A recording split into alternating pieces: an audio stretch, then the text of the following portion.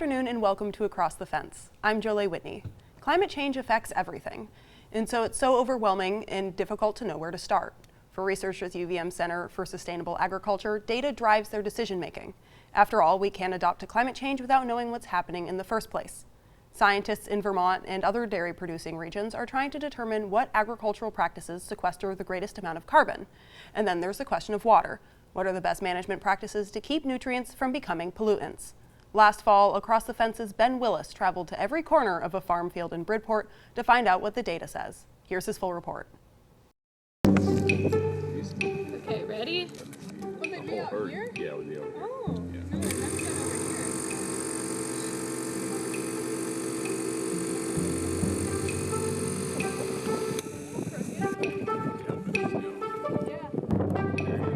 here. So we're in Bridport, Vermont on a dairy farm, and we're at one of their fields that we have essentially split in two so that we can compare management practices, kind of a business as usual versus advanced soil health management type system. One side of the field has been injected with manure, while the other side used a more traditional application on the surface, followed by tilling.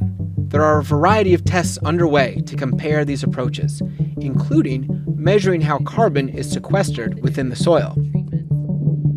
And today, we join the researchers during a different phase as they use state-of-the-art gear to measure greenhouse gas emissions from each field. We're looking at some greenhouse gas analyzers. These are from Lycor, and we've got a unit that measures CO2 and methane, and then one that measures nitrous oxide. It's exciting new technology because we get a measurement of the gas emissions out of the soil in 2 minutes. Previously, these measurements were taken by using a syringe and brought back to the lab. Now, researchers get results right on their phone. The CO2 and methane we have connected to the phone right now. So the CO2 build is the red line, parts per million CO2. And that's how we know that we have a good seal on the chamber. We're part of a research network with multiple sites across the country in dairy producing areas, from Wisconsin to California, Texas. And all those different projects are really trying to answer the same question, though. They're trying to say, if we adopt these different soil health management practice systems, can we sequester as much carbon as we emit? But what makes this site different is that it is one of only a few other sites across the country engaged in water monitoring work. So at the far end of the field, we're measuring any runoff that comes off the surface of these fields and any runoff that comes out of the tile drainage networks in the fields. Across the field, Joshua shows me some impressive ingenuity, courtesy of some of the best maple researchers in the state. I needed a way to move water across this wide open ditch, 10 feet in the air. And I thought, how the heck am I going to do that? And I was like, Vermont, maple tap lines. So I called Mark Iselhart. I said, hey, how do they do that in Sugarbush, right? He said, okay, this is what you get. You get yourself some conduit, you get these high tension wires and some turnbuckles, and man, it worked like a charm. So there you go, maple extension coming in handy for water quality work.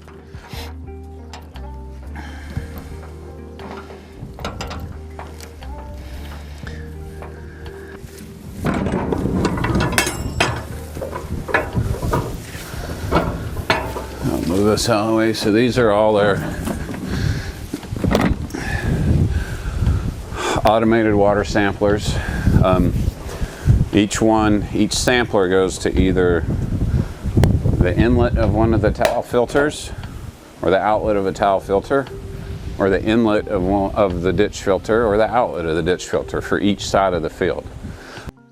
Joshua shows me the tile drainage filters, which have begun yielding impressive results. So here's that outlet, just 10 feet upstream here. We have another one of those gravel and iron filters for phosphorus buried underground. And these have been working really well. We've seen in a year, about a year, we've seen removal of close to 98% of phosphorus from the tile drainage water. So they're just really performing well beyond our expectation.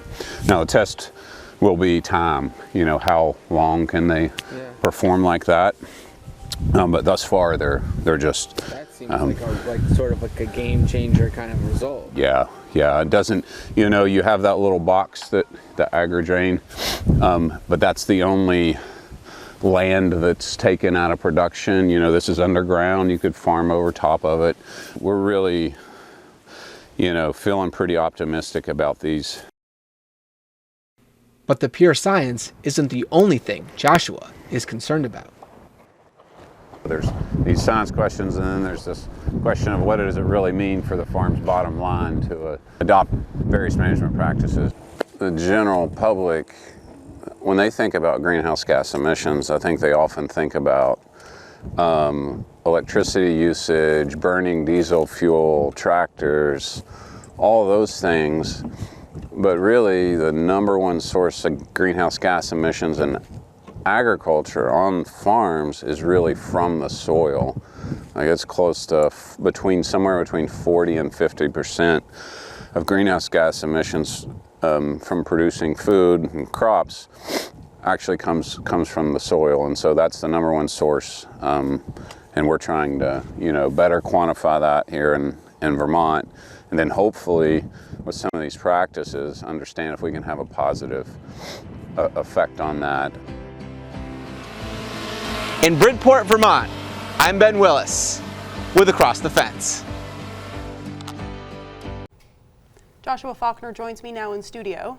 Joshua has worked with UVM Extension Center for Sustainable Agriculture since 2013 to help address the impacts of climate change on Vermont's agriculture. Welcome to the show. Thanks. It's I really should good say to be welcome here. back. You've been here a couple times. Sure.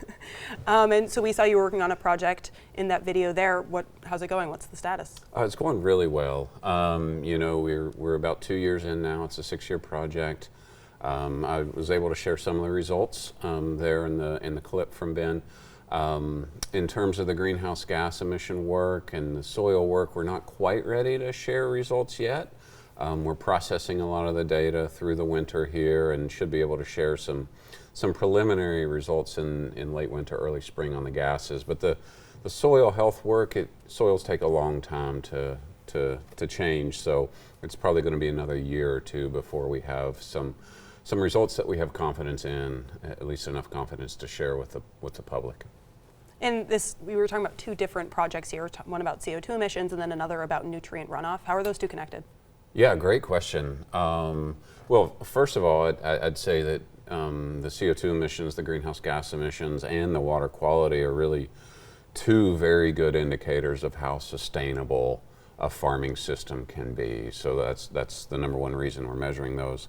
The other way they're connected is that really any change in how a farm manages their manure, their fertilizer, their nutrients, or how they manage their soil is going to affect both the carbon emissions and water quality.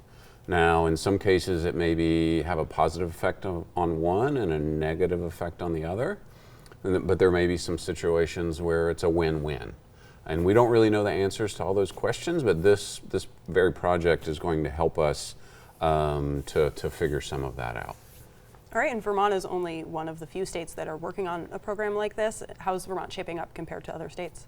Yeah, great. You know, I think there's been a lot more attention paid to agriculture and water quality in Vermont than many parts of the country. Not all parts of the country, but many parts of the country. So, you know, Vermont farmers are well ahead of the curve, I think, on adoption of a lot of the conservation practices. They're very aware of how they manage their nutrients, how they manage their manure and soil, and how that's going to affect water quality. So I think we're doing really well there and progressing in a great way. In terms of the greenhouse gas emissions in agriculture, I think us and the rest of the country are really on the edge of that. There's a lot of interest from Vermont farmers in understanding what they do, how it'll affect or won't affect emissions, and they're eager to put that knowledge to work when we have it. And this study is unique in that it'll help answer some of those questions, both related to the water quality and the greenhouse gas emissions.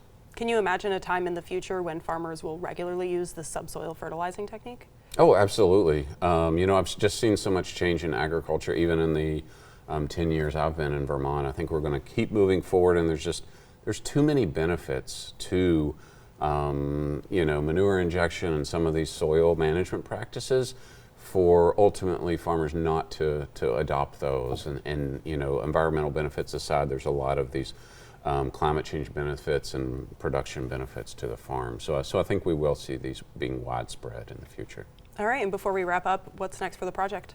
Just a lot of data analysis, and hard to believe it, we're in the middle of winter, but spring is right around the corner, and that's one of our busiest times of the year as we start to get snow melt and a lot of thunderstorms and rain, and so we'll be really active out there. The soil's starting to come back to life, humming along, starting to produce gases again, so we have a lot of work ahead of us, but we're looking forward to it.